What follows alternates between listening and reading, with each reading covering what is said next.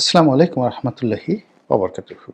সম্মানিত দর্শক, বাংলাদেশের আলোচিত এবং সমালোচিত একটি জাতীয় দৈনিক প্রথম আলো। তার পক্ষে যেভাবে আমাদের নাকচু মধ্যবিত্ত শ্রেণী রয়েছে, আবার দেশের রাজনৈতিক নেতৃত্ব থেকে শুরু করে যারা সুস্থ এবং স্বাভাবিক চিন্তা করেন, অনেকটা লিবারেল চিন্তা করেন, যাদের মধ্যে অহমিকাবোধ কিংবা বিদেশিদের এজেন্ট বা দালাল হওয়ার লোভ এবং লালসা নেই, সে সকল মানুষ সাধারণত এই যে দুটো পত্রিকা, প্রথম আলো এবং ডেইলি স্টার, এই দুটো পত্রিকার সমালোচনা করেন। যথেষ্ট কারণও আছে। প্রতিষ্ঠিত হওয়ার পর থেকে এই দুটো পত্রিকা মাঝে মধ্যে যে এজেন্ডাগুলো বাস্তবায়ন করার চেষ্টা করেন, সে এজেন্ডার ফলে আমাদের এই সমাজে বহুবার ধর্মীয় অনুভূতিতে আঘাতের মতো ঘটনা ঘটেছে। মানুষের যে সহজাত চিন্তা, সংস্কৃতির যে বিকাশ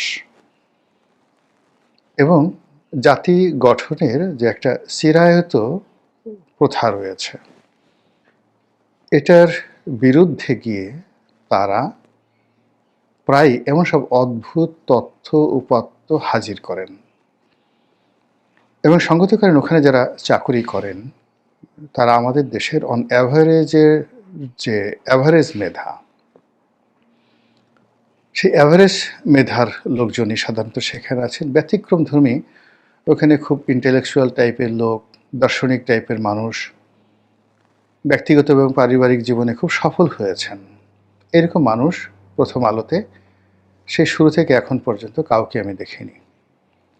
এদের অলমোস্ট সবারই ঘরের মধ্যে ঝামেলা আছে, স্বামী স্ত্রীর অমিল আছে, ছেলের সন্তান, স্ত্রী, কন্যা, পুত্রদের সঙ্গে তাদের যে সম্পর্ক, এটা নিয়ে নানা কথা শোনা যায়।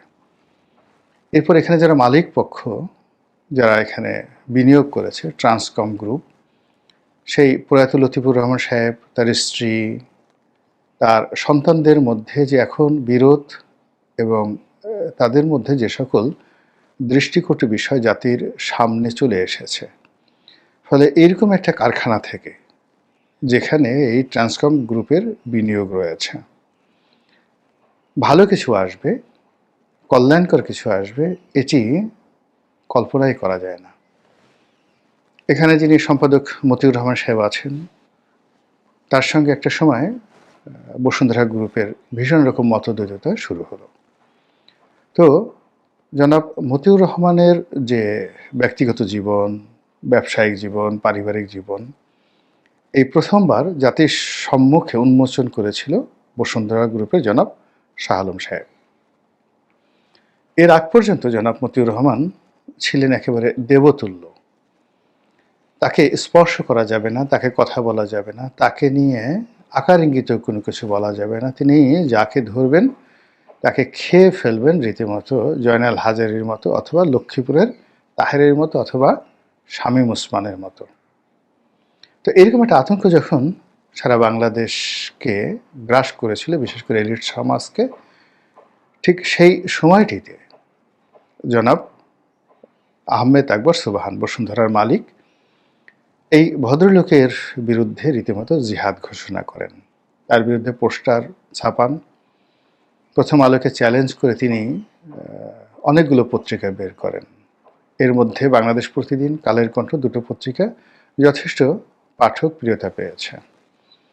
এখন বসুন্ধরা সম্পর্কে, আহমেদ আকবর সুবহান সম্পর্কে আপনার অনেক অভিযোগ থাকতে পারে, কিন্তু তারা যে অভিযোগ প্রথম আলো এবং এই পরিবারের মধ্যে যা কিছু ঘটছে তা নিয়ে যে তথ্যপত্র হাজির করছেন, সেটাকে তো আপনার বিবেচনায় নিতে হবে। প্রথম আলোর বিরুদ্ধে, তারপরে তার মালিক পক্ষের বিরুদ্ধে এবং প্রথম আলোর সম্পাদকের বিরুদ্ধে দুর্নীতি দমন কমিশনে একাধিক মামলা চলছে, তদন্ত চলছে, এবং যেসব বিষয় নিয়ে সেখানে আলাপ আলোচনা হচ্ছে এটি রীতিমতো লোমহর্ষক। তো কাজেই আমি ভালো কথা বলবো, সে বিষয়ে আমার জ্ঞান থাকতে হবে। এখন রাজনীতির যে বিষয়গুলো নিয়ে তারা কথাবার্তা বলছে, যাদেরকে দিয়ে কথাবার্তা বলছে, আমার কাছে মনে হচ্ছে এই ব্যাপারে তাদের জ্ঞান স্পষ্ট নয়। ২ নম্বর হলো যে মানুষের কাছে বিশ্বাসযোগ্যভাবে কোনো একটা বিষয়বস্তু উপস্থাপন করার জন্যে যে সততা দরকার, নীতি নৈতিকতা দরকার এবং সৎকর্ম প্র্যাকটিস করার একটা ট্র্যাক রেকর্ড দরকার। এটি এখানে যারা আছেন তাদের কারোর মধ্যে আছে বলে আমার জানা নেই। হতে পারে, কেউ থাকতে পারে লুকায়িত অবস্থায়। আর সর্বোপরি তাদের যে অতীত কর্মকাণ্ড, সেই অতীত কর্মকাণ্ডের কারণে বাংলাদেশে অনেকগুলো রাজনৈতিক জটিলতা তৈরি হয়েছে। আমাদের দেশে ১/১১ যেভাবে এসেছে, বিএনপি সরকারের যেভাবে পতন হয়েছে, আবার আওয়ামী লীগ সরকারের যেভাবে পতন হয়েছে, এই মানে আওয়ামী লীগ সরকারের পতন ৯৬ থেকে ২০০১, আবার ২০০১ থেকে ২০০৬ পর্যন্ত বিএনপি সরকারের পতনের পেছনে যত রকম ন্যারেটিভ, এই ন্যারেটিভগুলো নেতিবাচকভাবে তৈরি করেছে প্রথম আলো, তার সঙ্গে সঙ্গে ডেইলি স্টার। তারা সর্বোচ্চ চেষ্টা করেছে ১/১১কে বাংলাদেশে প্রতিষ্ঠা করার জন্য, এবং তারা যে পরিস্থিতি তৈরি করেছে সেখানে ১/১১ অনিবার্য হয়ে পড়েছে। একইভাবে আবার এখন বর্তমান যে সরকার এসেছে, এই সরকারে যারা কর্তা ব্যক্তি রয়েছেন তারা সবাই প্রথম আলোর বাই প্রোডাক্ট। দীর্ঘদিন ধরে প্রথম আলো তাদেরকে নার্সিং করছে, অর্থাৎ শুধু নার্সিং না, তাদের প্ল্যান্টেশন, একেবারে বীজ থেকে তাদেরকে চারা উৎপাদন করার মতো ঘটনা তাদেরকে ঘটেছে। তারপরে তাদেরকে নার্সিং করেছে, মানে আদর যত্ন করেছে, ফুলে ফলে শোভিত করেছে, এবং অনেকগুলো মানুষকে তারা সমাজে দেখিয়েছে যে এরা অনেক বড় মানুষ, এদের জ্ঞান, গরিমা, সততা, ন্যায়পরায়ণতা প্রশ্নাতীত। এবং এই মানুষগুলো যদি কখনো রাষ্ট্র ক্ষমতায় আসে তাহলে বাংলাদেশের এটা হবে, ওটা হবে, ইত্যাদি ইত্যাদি।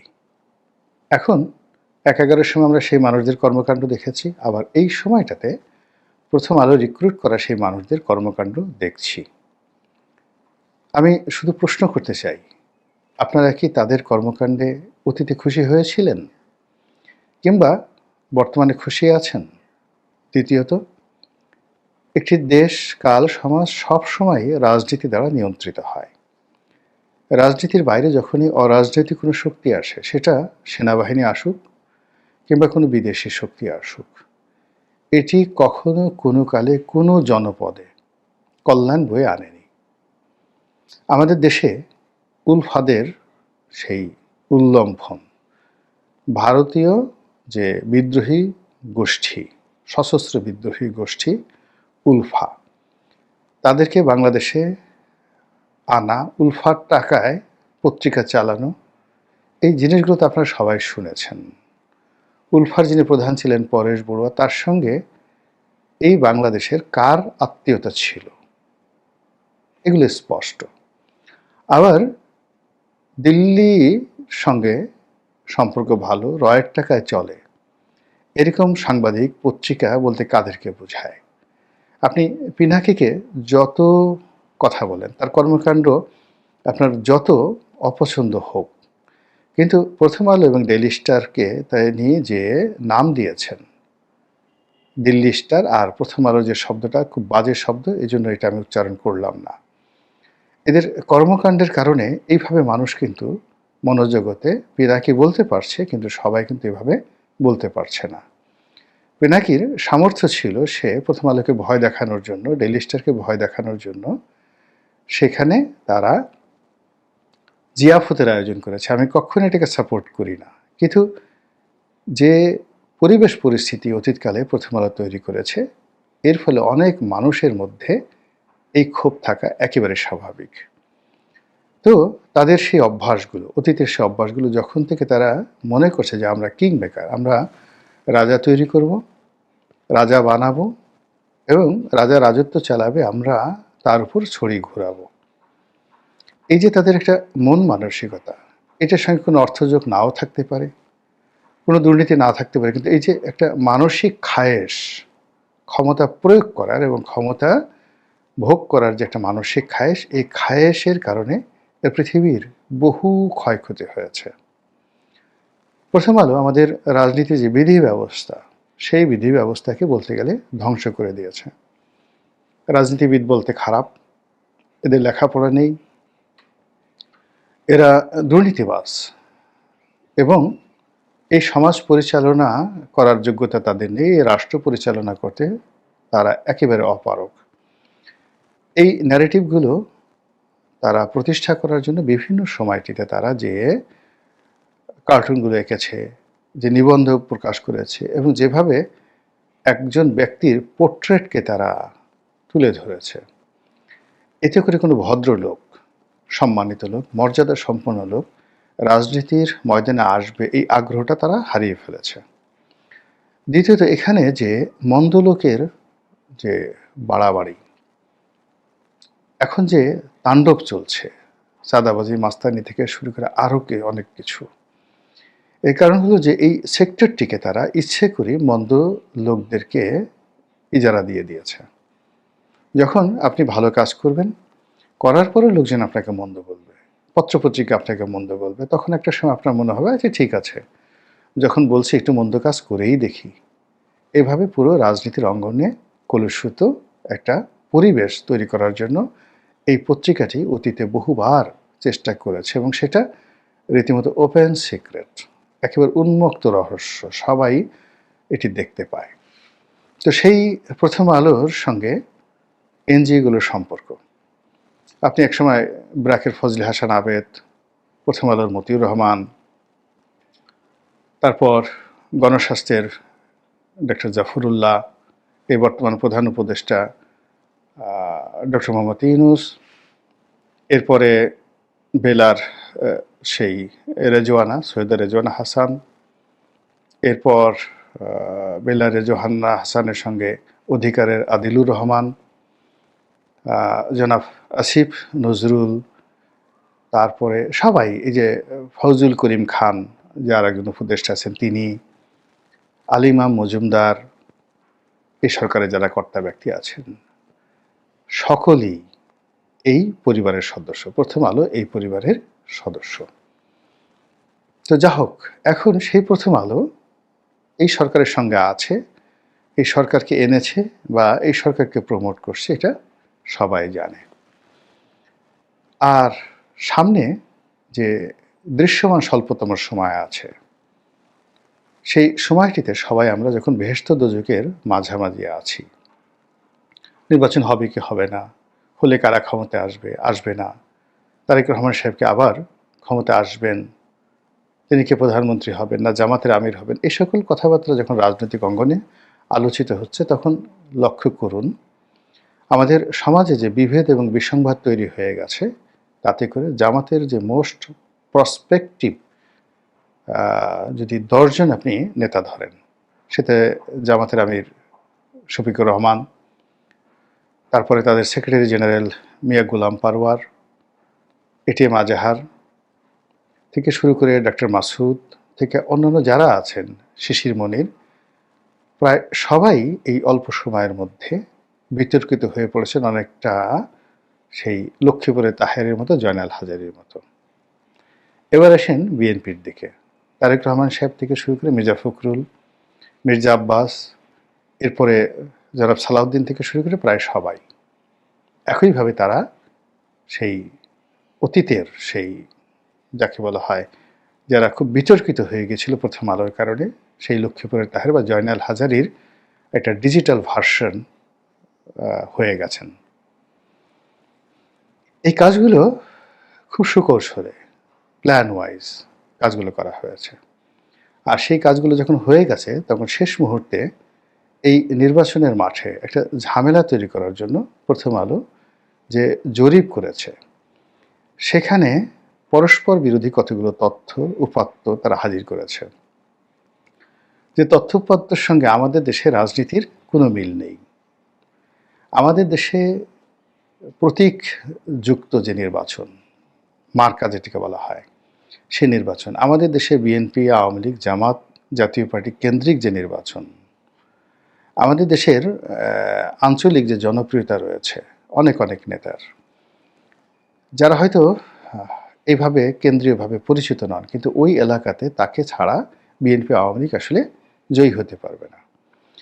এই কালচার এর পাশাপাশি আমাদের যে খেটে খাওয়া মেহনতি মানুষ ভোটের আগের রাত্রে তারা সিদ্ধান্ত পরিবর্তন করে ফেলে বিভিন্ন কারণে, ইন ডিটেলস যাব না। ফলে এই বাংলাদেশে জরিপ দিয়ে আসলে ভোটের মাঠে কোনো কিছু করা সম্ভব নয়, এটির দুপয়সার মূল্য নাই। তবে এই ধরনের জরিপ দিয়ে যেটি হয় সেটি হলো যারা রাজনৈতিক নেতৃত্ব রয়েছেন এই মুহূর্তে তাদের মন ভেঙে দেওয়া যায়, তাদের মধ্যে বিভেদ তৈরি করা যায়। আর এই নির্বাচন যারা অনুষ্ঠান করবেন, পরিচালনা করবেন, তাদেরকেও দ্বিধা বিভক্ত করে ফেলা যায় এবং তাদের মধ্যে নানা রকম আতঙ্ক তৈরি করা যায়। ঠিক সেই কাজগুলি এই জরিপের মাধ্যমে তুলে ধরা হয়েছে। এখানে তারেক রহমান সাহেবের সঙ্গে তার মায়ের সম্পর্ক, তাদের দুজনের মধ্যে জনপ্রিয়তার যে মাপকাঠি, কে প্রধানমন্ত্রী হবেন, কার কত জনপ্রিয়তা, এই যে অনাহুত বিতর্ক এই সময়টিতে, সেই বিতর্কগুলো সামনে আনা হয়েছে একেবারে যাকে বলা ইন্টেলেকচুয়ালি করাপশনের সর্বোচ্চ মেথড ব্যবহার করে, যেন বিতর্ক তৈরি করা হয়। এখানে কোনো জনমত প্রতিফলিত হয়নি, জনগণের ইচ্ছা বা উইল ফোর্স তৈরি হয়নি। এটা প্রথম আলোর যারা লোকজন তারা এই কথাগুলো বলেছেন। তারা বলেছেন যে এটা জনগণ মনে করছে, জনগণের দৃষ্টিভঙ্গি। তো জনগণের দৃষ্টিভঙ্গি তো চায়ের দোকানদার জানে, রিক্সাওয়ালা জানে, আমরা সবাই জানি। এটা প্রথম আলোকে আমার লাগবে কেন?